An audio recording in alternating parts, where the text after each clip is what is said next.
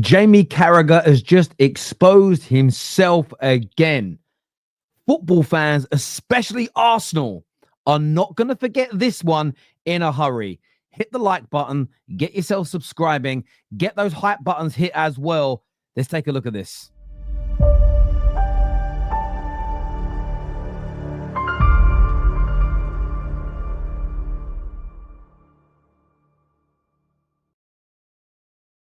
Celebration. I loved him running down there. I can't believe he can't come in front of the cameras afterwards. That's just ridiculous. You know, afterwards you want to hear from him.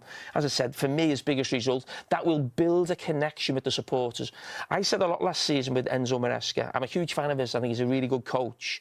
As I said, every time they come up against Liverpool, they seem to have a plan to get the better of them. But at times, there wasn't that real connection with the supporters. And maybe that was just waning in the last few weeks again. Because obviously what happened in the summer was fantastic, but some poor results. But celebrating like that, a win like that against the champions, I think creates a really strong bond. Jamie Carragher here. Loved Enzo Maresca's celebration. Now, we can't show it because of copyright issues. The Premier League and Sky Sports are horrendous with fair use policy.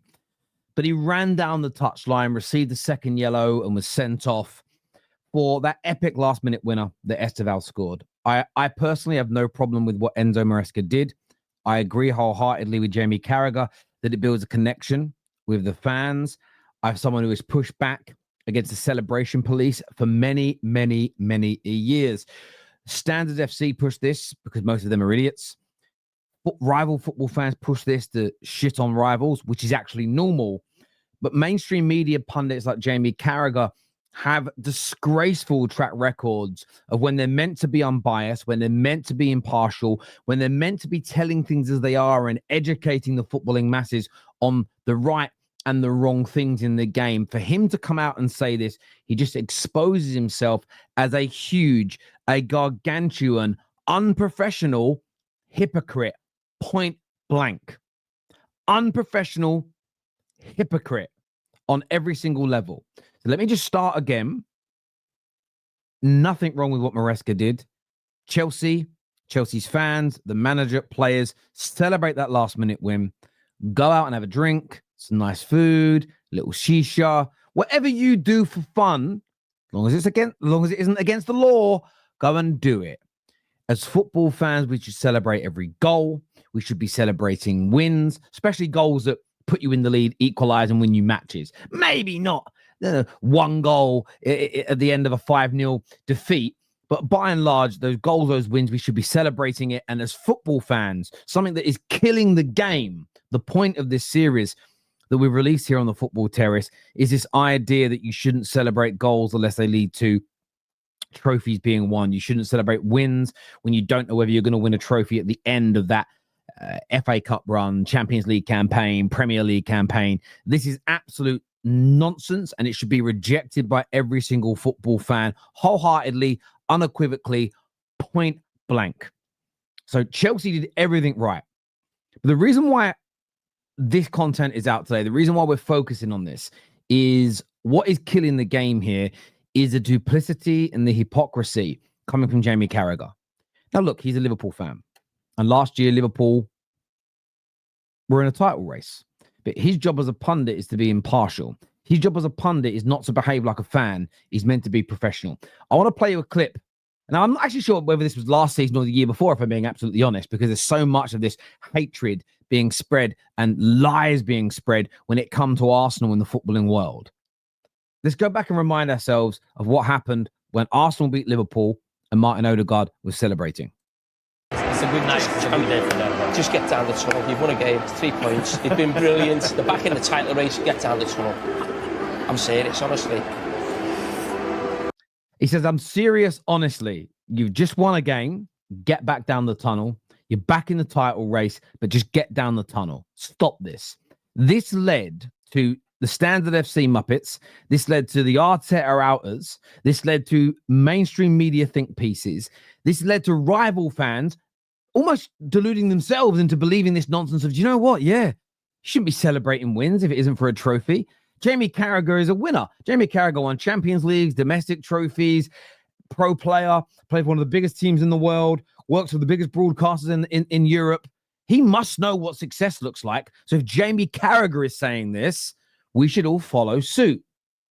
And my problem with this is it was shrouded in bitterness, unprofessional nature, and was showing his disdain towards Mikel Arteta, in this case, Martin Odegaard. He's also done it when the manager is celebrated on the side of the pitch as well. And you can all go and find those clips. You can all go and play those clips.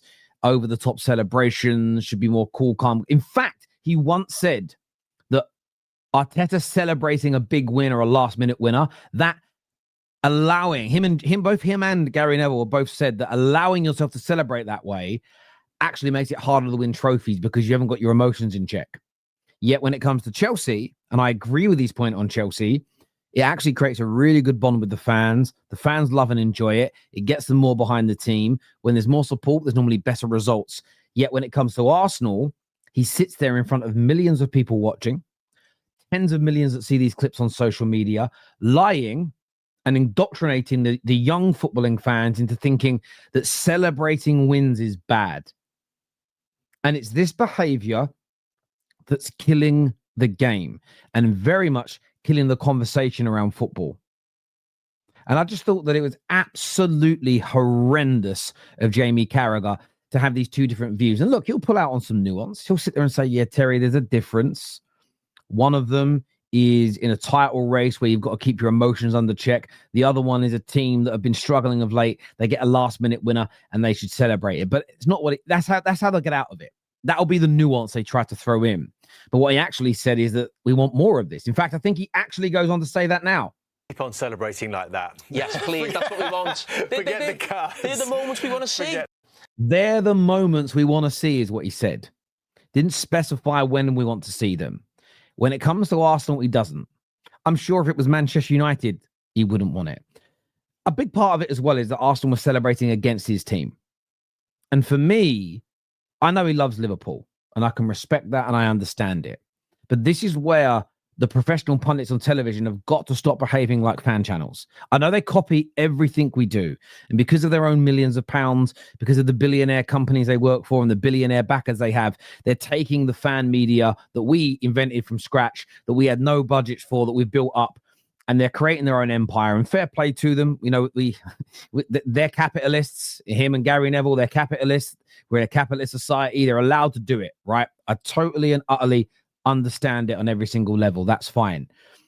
But when those professional pundits start behaving like fans, we lose something. We lose something that I think is quintessential in the game, which is listening to professional pundits and football experts speak, break things down amicably, fairly, balanced, educate us as the pundits used to do by and large. And now what we're seeing is, I'm going to say this because I'm rattled, or I'm going to say that because it's going to make Man United fans fuming. I'm going to say this because it's going to get right under Chelsea fans' skin, as opposed to saying what you really, truly think and feel.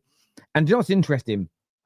In the fan content space, when you have agendas and you only say or do things because you think, oh, it's going to enrage this group, it's going to upset that group. We all do it at times. I'm making jokes on streams at the minute that I'm on loan at Arsenal. It's a little snippet out of an overall show, and I think that's absolutely fair and fine. The difference is that what I don't sit there and plan is, right, what topics am I going to discuss today, and how can I frame this? It's going to make those Chelsea fans angry, or them Arsenal fans fuming, or that Liverpool group of fans, that group of Liverpool fans lose their minds. It's not that. It's, this is what's trending. This is what I'm thinking about. This is what's going on. I'm going to give my opinions on it. If people like them, great. If they don't, that's fine. That they're entitled to see things differently. In the fan channel space, if you just are very agenda-based, eventually you burn out. Eventually people get bored of you. Eventually you end up eating yourself. It's a bit like a snake that eats itself, that you just get caught up in your own nonsense because you don't really say what you mean. You're just pushing out something that's biased. And eventually it catches up with you and you start telling the truth about a different scenario because you like that manager or this team you prefer to the other one.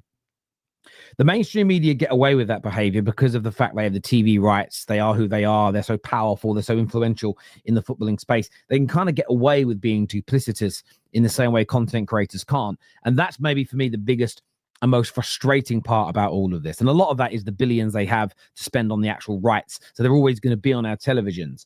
But for me, I think it's horrible. I think it takes away from, you think about that Arsenal game when they beat Liverpool, it almost took away from a lot of the conversations around the game. That's all that was trending. It's all that people cared about. And we called it out at the time. For him now to say the complete opposite without addressing that he was wrong and that he shouldn't suggest it is crazy. But look, I'd love to get your thoughts and your opinions on this. Do we need to see more? Do we need to see better behavior from our mainstream media pundits? Let me know in the comment section below. Please hit the like button. Make sure you're subscribing to the channel. Hit that hype button as well. Really important for us small, independent content creators to get that done. Until next time, take care. Goodbye. God bless.